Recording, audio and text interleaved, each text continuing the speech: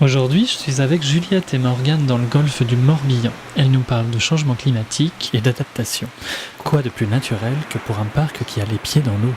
Pourquoi l'adaptation? On se rend compte aujourd'hui que le changement climatique est à l'œuvre et on se pose la question justement de comment on peut modifier notre manière d'aménager, notre manière de vivre pour justement anticiper en fait les effets potentiellement négatifs de ce changement. Comment on va pouvoir continuer à élever nos huîtres dans une eau qui se réchauffe et qui s'acidifie. Comment on va faire en sorte que les arbres qui peuvent être confrontés à de nouvelles maladies puissent résister.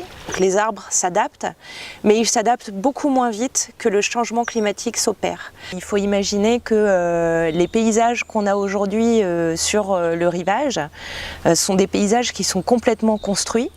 À partir du 19e siècle, on a des grandes campagnes de boisement des rivages du Golfe. Regarde ici, typiquement auparavant, il y avait très peu d'arbres. Aujourd'hui, on est confronté à un problème. Ils arrivent en fin de vie par grandes campagnes.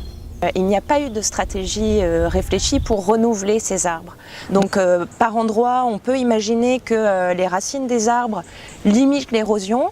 Par d'autres, probablement ça les accélère, donc tout ça nécessite d'être vraiment observé, parce qu'on est vraiment dans la construction d'un nouveau paysage.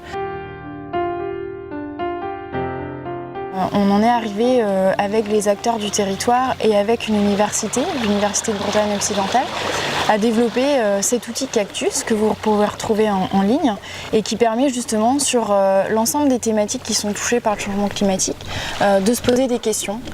L'idée c'est vraiment de faire de Cactus un outil qui est collaboratif et évolutif et finalement c'est les expériences de chacun qui va permettre d'alimenter l'outil et de diffuser finalement les expériences pour améliorer et faciliter l'adaptation des territoires. On a l'impression que l'adaptation c'est quelque chose de très complexe et un peu de nébuleux et finalement l'adaptation c'est très souvent quelque chose qu'on fait de manière assez spontanée.